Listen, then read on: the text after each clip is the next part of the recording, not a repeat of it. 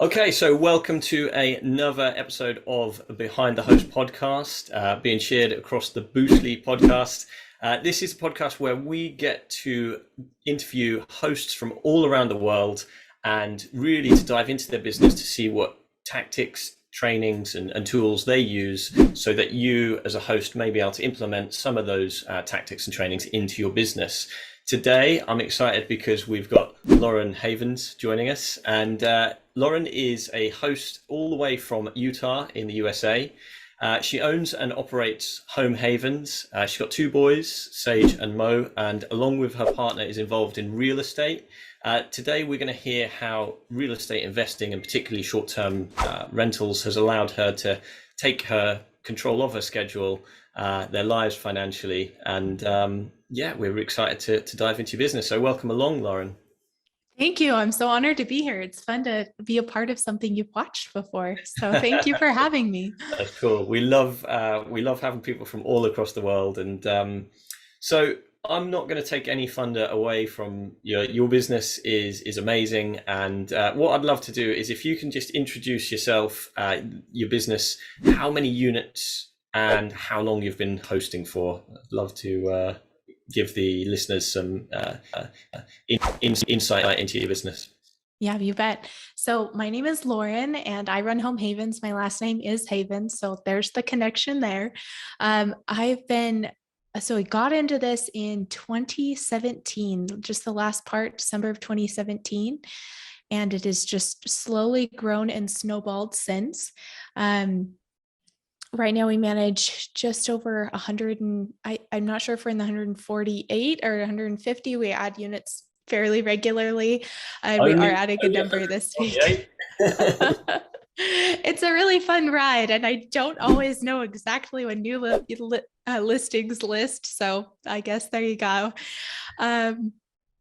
So we just kind of got into it when we bought two investment properties. My husband and I bought two. They're just outside a national park in southern Utah. And when we were down there getting those ready to go, we thought, hey, I think these would do better for like tourists than they would do for long-term renters. So let's give it a try. And we lived 5 hours away. So we were just down there visiting to kind of set them up. They were almost tiny homes. They're pretty small, 400 or 500 square feet. And we actually bought the neighbor's home while we were down there because she was from my hometown and elderly. And we just got to talking. And so those three are what started our journey. And so it started our real estate investing journey as well as our short-term rental journey, which in turn turns into, a company and a cleaning company and content and all of those fun things. Wow. So let's back up a second. You were investing in two houses and you got chatting to the neighbor and you bought her property as well. We did. So really unique community, very small homes, very small lots, but a fun experience. Kind of that tiny home vibe that you see now is becoming very popular. A little less popular then. We had to kind of convince and explain to guests that they were staying in a sort of a tiny home. We started chatting with the neighbor, and she was old and moving into a facility to help care for her health, and she needed to get rid of the home. We grew up in the same town, so we just started talking about that, and she let us buy her home too. So we had three all right next door to each other.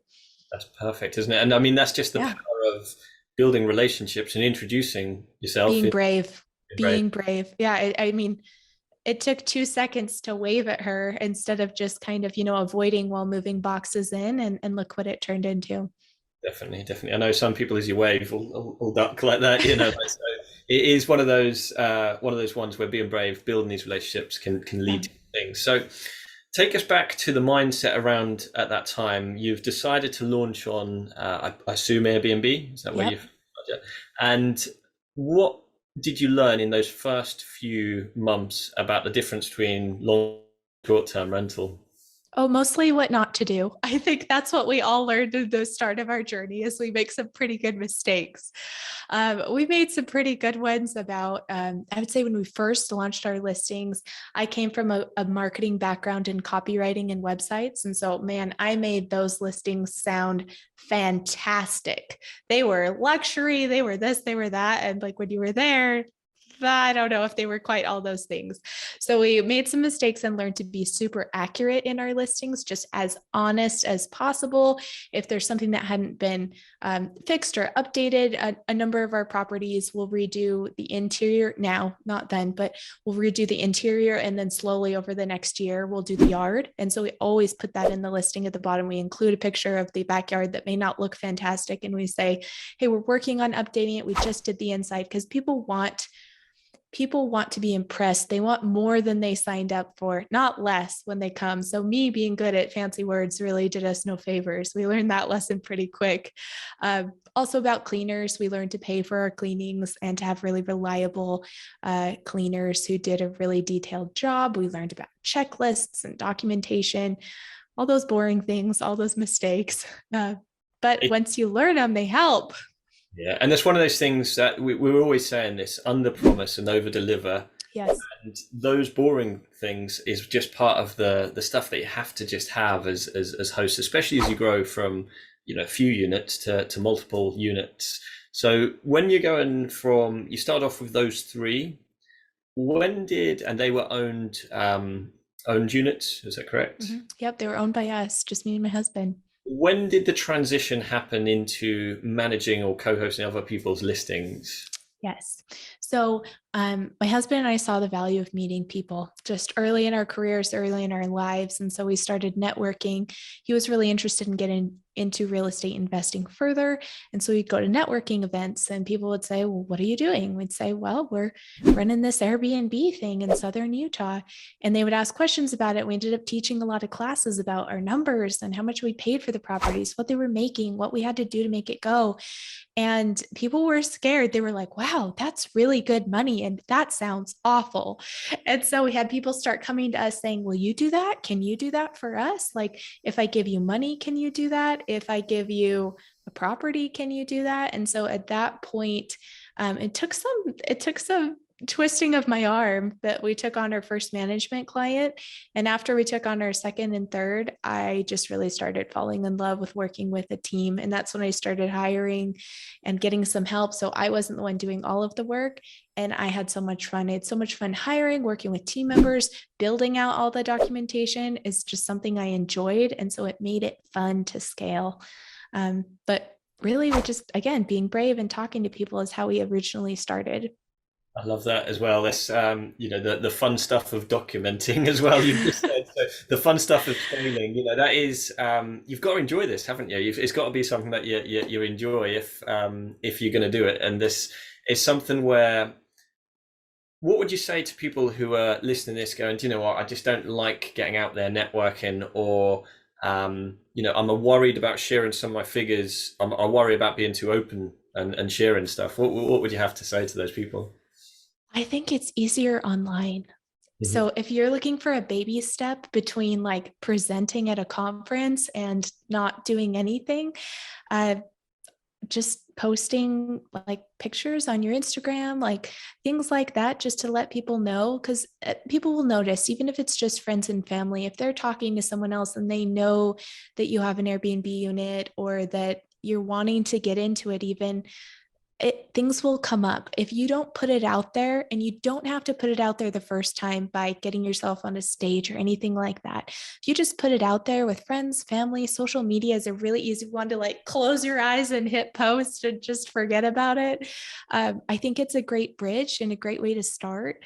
I've been shocked, honestly, at social media and how I feel like networking for me currently is more effective digitally than it is in person, which I think is rare. That might be controversial.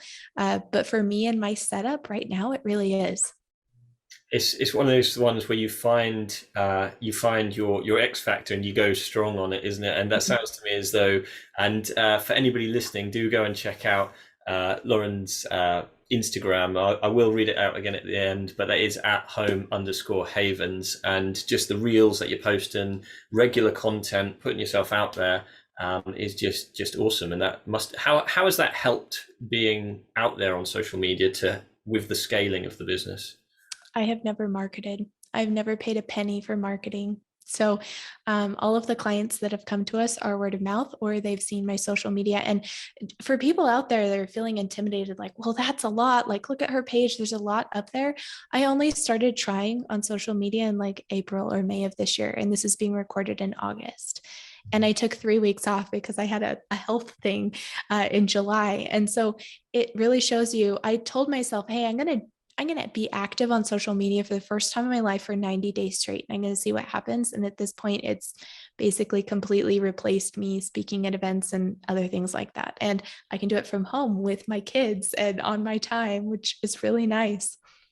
I love the fact that you just decided, and this is one of the things that we see with hosts, and certainly from my experience, you do have to just decide to take that action, and not just once either. It's got to be that consistency of, like you say, over that 90 days.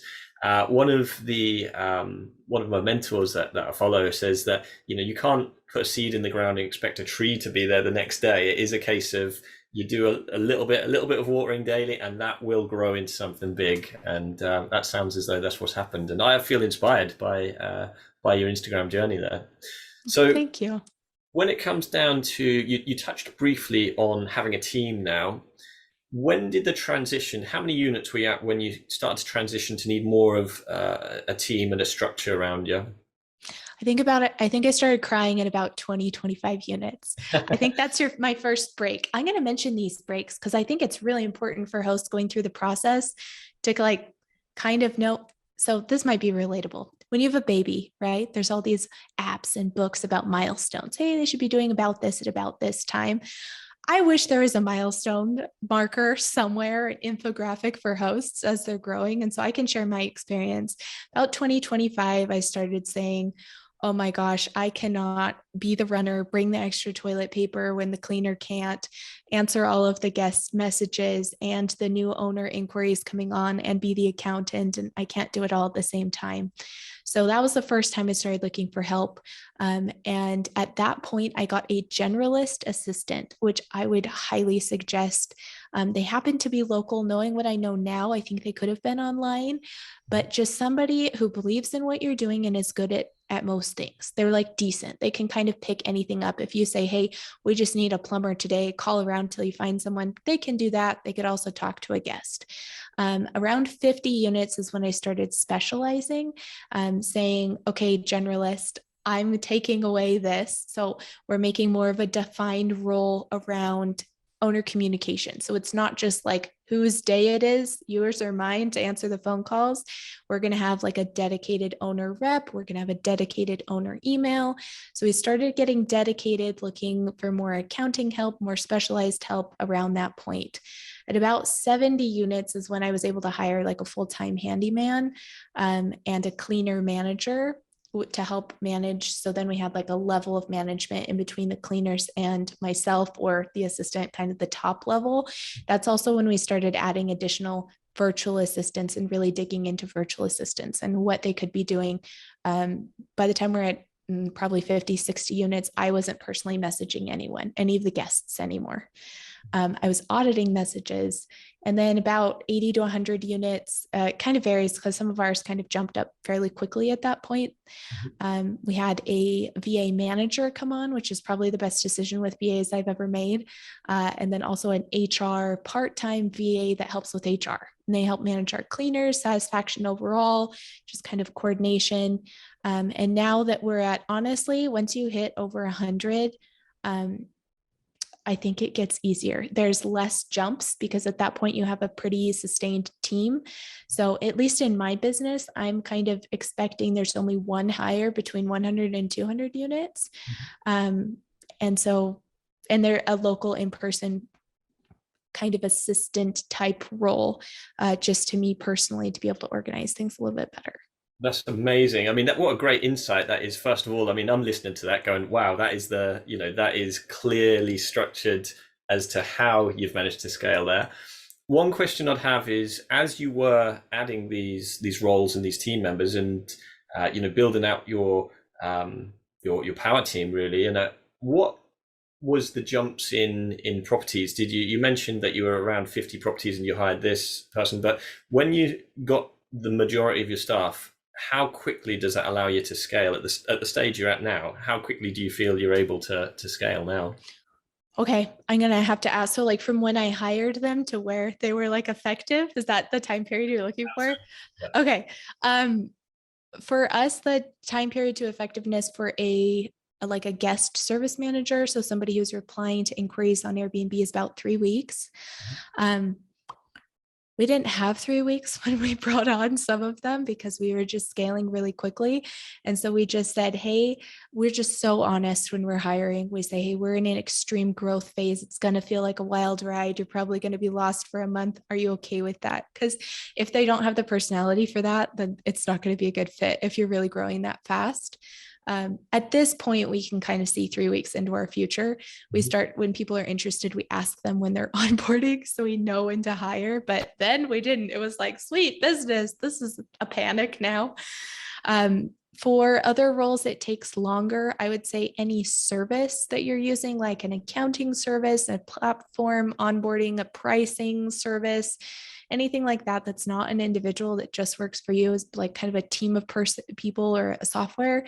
I think it usually takes 2 to 3 months to really feel like you're in a groove with something. 3 months is kind of my rule, which is so crazy when you're moving from doing everything yourself, where you can be running one system one day and the next day you can switch the system entirely and it didn't affect anyone but you. Business also changes slow down the larger you grow. And so at this point in my business, if I really want to switch something around, I expect it to take 3 months. That's cool, and that's a great insight because when you're small and that's just you make a decision and you change, and that's changed. Whereas there's the communication within your team, people getting used to the new systems. What I loved about that was when you're taking new staff on and you're actually giving them upfront. This is going to be a bit of a roller coaster. This is going to be a trial by fire. But actually, some of them skills you kind of need in hospitality because you never know what's about to is a little bit unpredictable. So it sounds as though you've built a really good team there. And for the people who are listening to this, because there'll be people going, you know what, I think we're ready to take on our first generalist, and that you mentioned that was the first hire, just somebody who can kind of jump in and do a little bit of everything and take over for that day, so you can go and have go and do something without the phone and constant messaging from guests. How would you suggest to them, and in your experience, what would be the best way to look for a VA? Yeah. My first piece of advice with hiring a generalist, whether they're a VA or they're in person, is one of you, if there's two of you, you and a generalist, one of you has to be techie. You just, so that criteria, if you're not feeling like you know what a VIOP phone number is and how to reroute things, like if you're working with your physical phone, how to get that phone online so they can run it from the Philippines, if that is not immediately making sense to you and you can't figure out how to do that within a couple of Google searches, that generalist needs to have those. Because if you're going to work virtual online, one of you needs to be pretty tech savvy. As far as how to find that person, my number one for hiring VAs, and I didn't have this when I was just looking for one person, but my buddy I was talking to on Sunday, he's hiring his first generalist VA. If you are hiring a VA, my best advice to get the right person the right time, and the first time, is to hire somebody to help you hire them, specifically somebody from the place you're hiring. So there's a ton of virtual assistants in the Philippines. It's a very common job there. Culturally, they're really well trained. It's very much like a status job. It's cool to be a virtual assistant in the Philippines. I hired an HR manager on Upwork from the Philippines to help me hire people from the Philippines because I've never been there. No, my family is not Filipino. I don't understand the intricacies of culture. Honestly, if I was hiring somebody from the UK, I would probably do the same because there are cultural nuances that if you're hiring somebody from your hometown, you would be able to see in an interview, but from half a world away, you may not be able to. So I paid somebody, gosh, and I still work with him. If you need his info, please just DM me. His name is Albert. He works in the Philippines. If I was hiring from South America, I would find kind of an HR hiring manager there to help me screen as well. That's my biggest thing. As far as the cost, I usually pay $20 to $30 to have somebody screen and be that kind of voice of reason and cultural understanding for me when I'm hiring somebody. So it's really not that expensive to have a second set of eyes help you as well. I think there's a universal sort of lesson there where if you can, you know, it will cost a little bit, but it'll save you so much cost, money, Yes. money and time in the long run to find experts in these areas to be able to help you to find the right person. So I think that's fantastic insight there. And when it comes down, we touched briefly on tech. You mentioned, one person's got to be a techie person. So this is a great time to ask, in your business at the moment, what tech stack do you use currently? And then we'll come on to how it's changed since the early days. Yeah, sure. So specifically for short-term rentals, we use Hospitable as kind of our channel manager, if you will. Also all the messaging. The why on that one is I've been with them since the beginning and they change very quickly. As we know, the platforms also change very quickly. So you don't want that's my criteria with a lot of hospitality software is how quickly are they changing because the platforms are changing so fast. We use Price Labs for our pricing. And then most of our other integrations is more like business integration. So we use bill.com to pay vendors that allows you to pay people all across the world. We use Slack for our inter-team communication. We use monday.com for our task management. And that one, highly, highly recommend. As far as like my whole stack and my favorites, monday.com and Hospitable. If I didn't have them, I could not run my business the way I do. We currently use Ring Central for our phone communication. They're also global, can help anywhere. And then I'm trying to think if there's anything else. LastPass for passwords. If you're cross sharing, that can be when people forget. It's free. A lot of these, again, most of those have a free component you can start with, which is awesome too, because then you can kind of try out the software or the company, whether it's a free trial or Slack. I think I'm still on the free version. So there's lots of options, but that's our current stack. I mean, that's an amazing stack, and I love the fact that you're including why, and particularly, PMSs and channel managers in general, they're going through such a change and growth phase because 20 years ago, 10 years ago, there wasn't the kind of tech there is now. We're in a growing industry. The people like OTAs, like Airbnb, VRBO, the options are changing regularly. And like you say, it's just being with somebody who is dynamic enough to keep up with the changes on these. So yeah, that's a great shout when deciding on a PMS.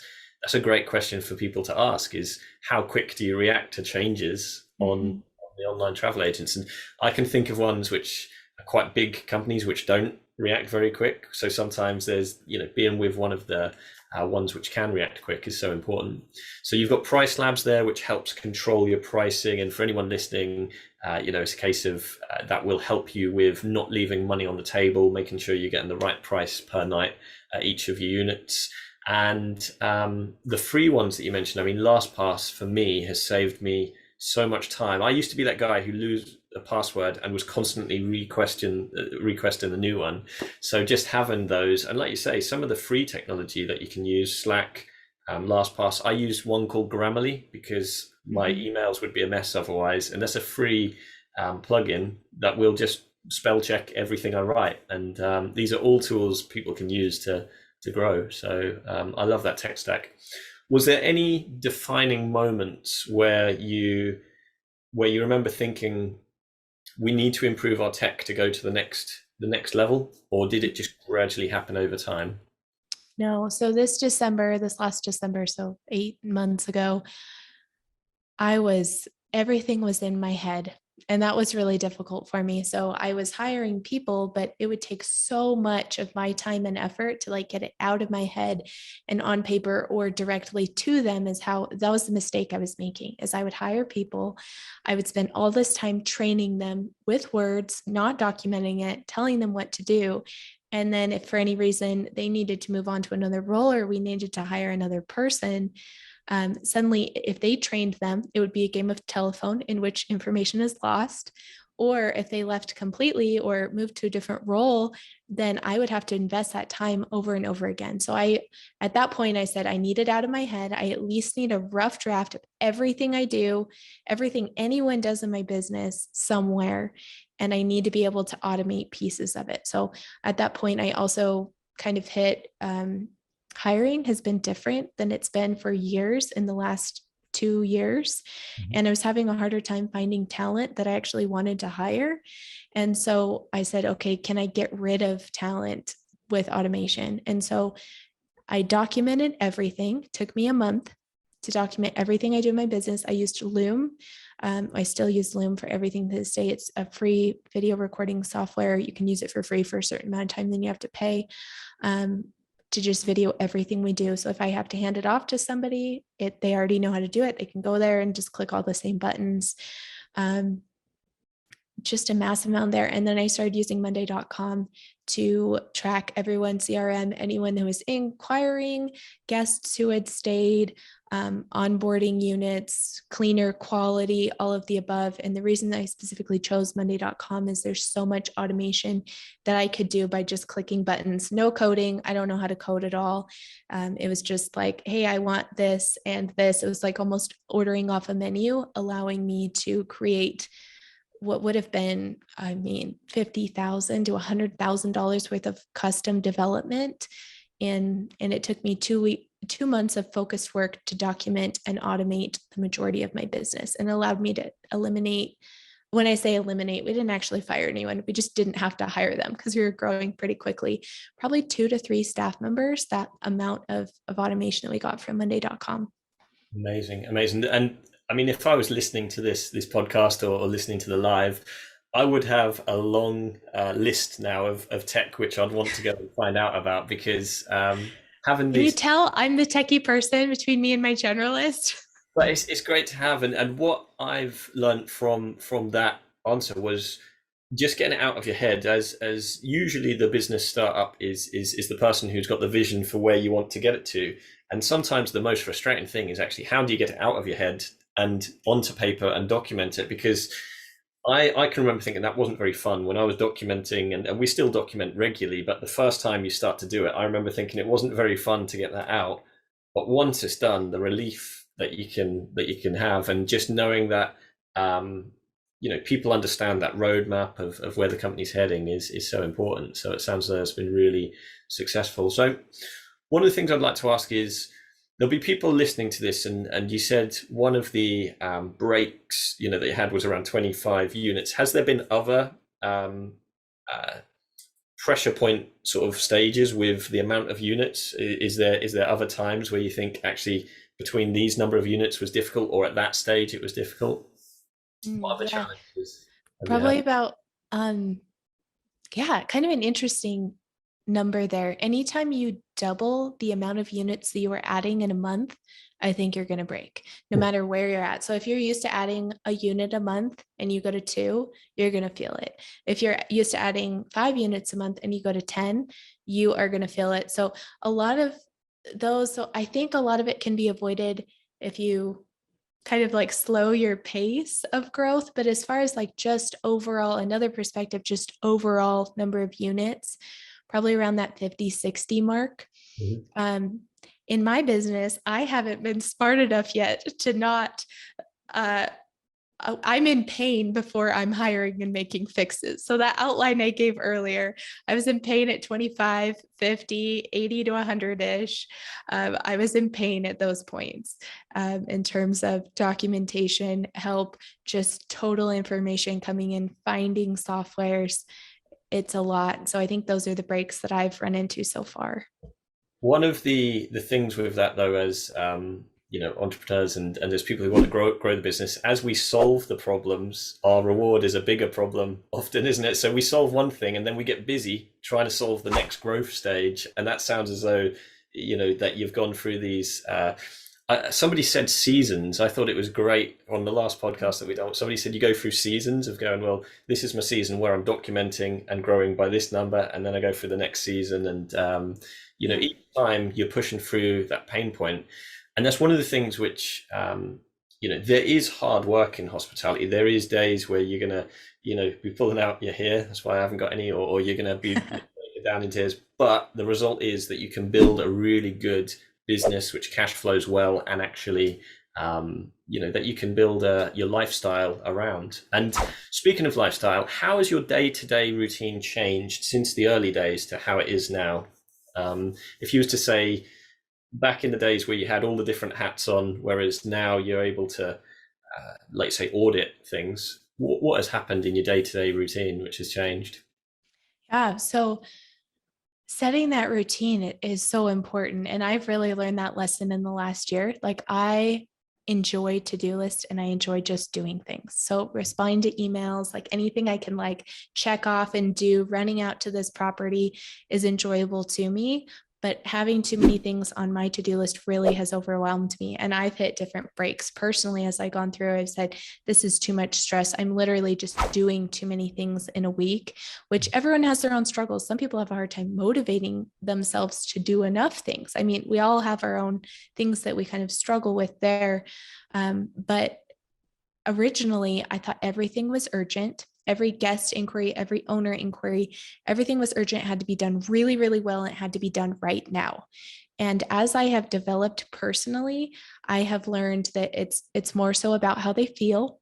So like if an owner has something and they're requesting a certain, I don't know, financial document that we don't usually provide that we need to custom make for them or something like that, it's more about how they feel about it. So replying, even if you can't reply and get it done that day, past Lauren would have scrapped my day, scrapped the activities with my kids, got it done because I thought that's what business was. But replying to them and being like, oh my gosh, that's so exciting. Like, why do you need this document? Are you buying a new property? That's great.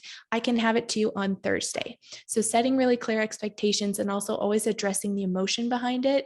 That's something I learned with guests, right? Addressing the emotion. Most of the problem when you run into problems is the emotion behind it, right? I don't feel safe. It's not really that the door doesn't lock, right? It's that they don't feel safe.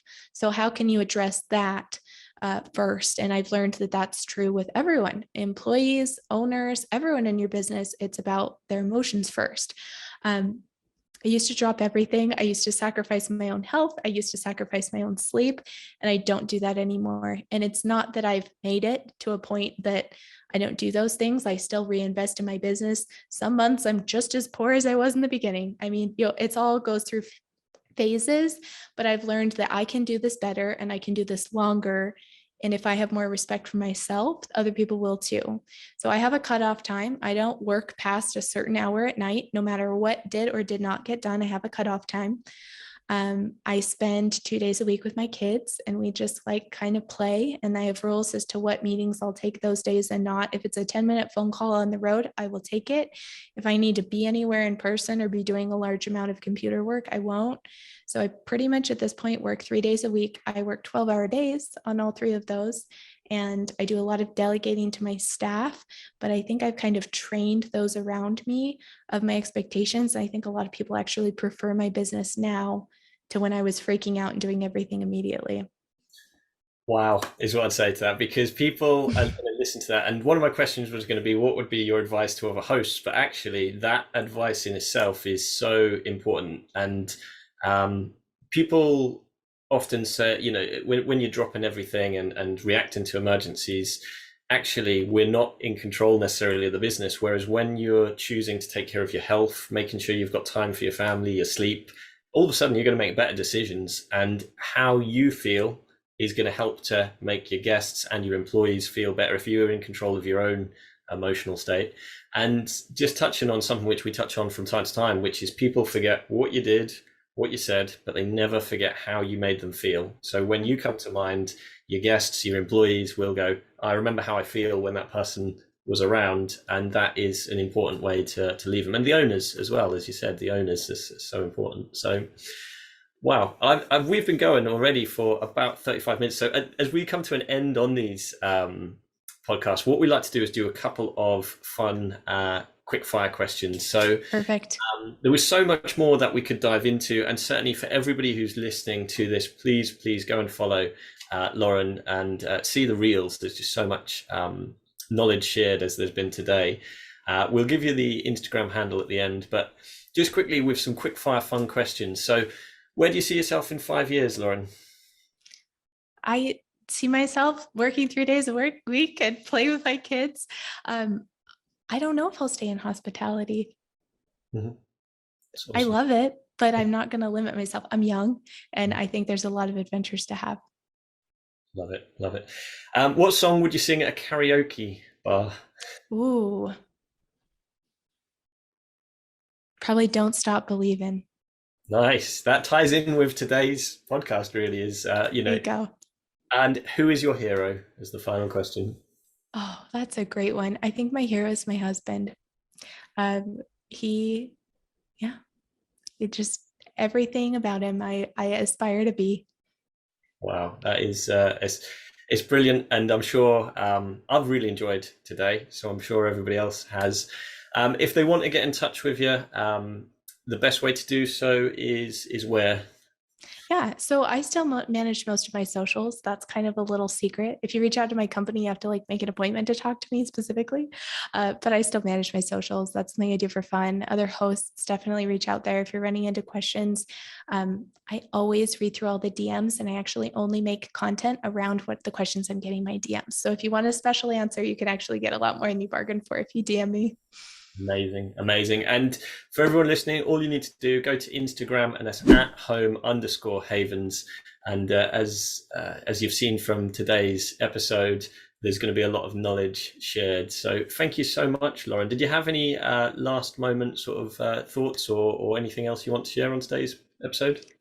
Yeah, I always try to present the real side as well, because hosting is hard and growing a business is hard and developing personally is hard, and it's okay that it's hard.